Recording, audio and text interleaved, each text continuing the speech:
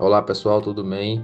Nesse podcast iremos debater um pouco sobre os sertões inventados, agentes e discursos na história colonial. Nosso objetivo aqui nesse podcast é justamente contrapor visões distorcidas e destoadas da história dos sertões, com especial atenção à figura do índio, a imagem do sertão em relação a vários cronistas da época, bem como a alguns materiais de estudo dos dias atuais, onde os mesmos trazem visões totalmente distorcidas e muitas vezes anacrônicas referente a esse assunto. O conceito de sertão, desde o século XV, era empregado como sinônimo de interior ou regiões geograficamente afastadas do litoral, lugares desconhecidos. Conforme a perspectiva de Silva Kalina, o sertão era compreendido de acordo com o imaginário barroco, um espaço de selvageria inventado pelos cronistas coloniais para validar a fidalguia e a importância dos colonos, funcionando como um cenário político e identitário. A construção do imaginário sobre o interior perpassa a obra de cronistas como Gabriel de Souza. Como senhor de engenho, Souza descrevia a costa fértil e promissora para atrair o interesse metropolitano, regalando o interior à estima de selvageria, ou seja, sempre associando uma imagem negativa dos sertões. Neste cenário, as agências indígenas manifestavam-se de formas distintas. Enquanto os potiguares eram estigmatizados pela resistência violenta no litoral, os povos do interior, genericamente denominado Itapuia, era inicialmente visto como domesticáveis.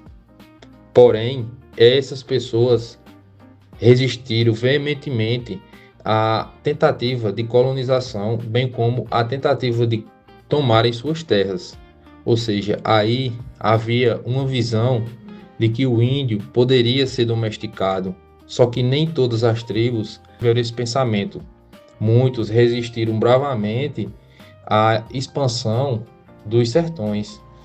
Com a ascensão do período pombalino, buscou-se a integração efetiva desse espaço ao poder central. A expulsão dos jesuítas foi um marco dessa transição, transferindo a gestão dos indígenas no âmbito religioso para o estatal, através do diretório, transformando-o em meros súditos úteis ao período régio, no caso ao erário régio. A historiografia acadêmica revela que o Estado português gerenciou não apenas terras, mas identidades. Nessa citação, podemos perceber que de acordo com Silva Kalina, o sertão foi a construção do imaginário barroco, um espaço de selvageria inventado pelos cronistas para validar a feudaguia e a importância dos colonos. No período pombalino, essa lógica se sofisticou. O objetivo era transformar o índio da missão, que era um agente da igreja, no índio da vila, um agente do Estado subordinado ao diretório.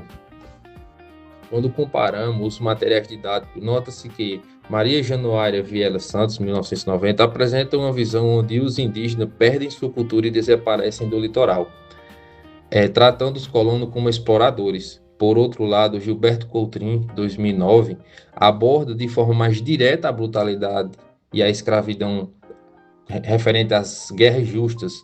Ambos, porém, constatam com a necessidade de descobrir o vazio demográfico no ensino básico, reforçando que o sertão era um espaço repleto de agências intertribais e conflito. Ou seja, esses materiais eles não se aprofundavam da forma correta.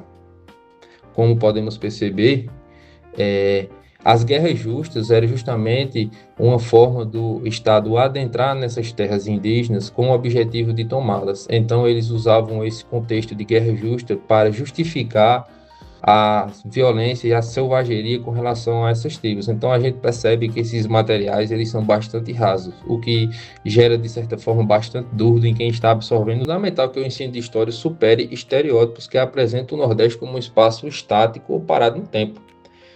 A nossa proposta, a nossa opinião é para uma educação mais plural e democrática, que envolve a integração transversal da cultura e das lutas indígenas, permitindo que os estudantes percebam o sertão como um território dinâmico de resistência e agências indígenas.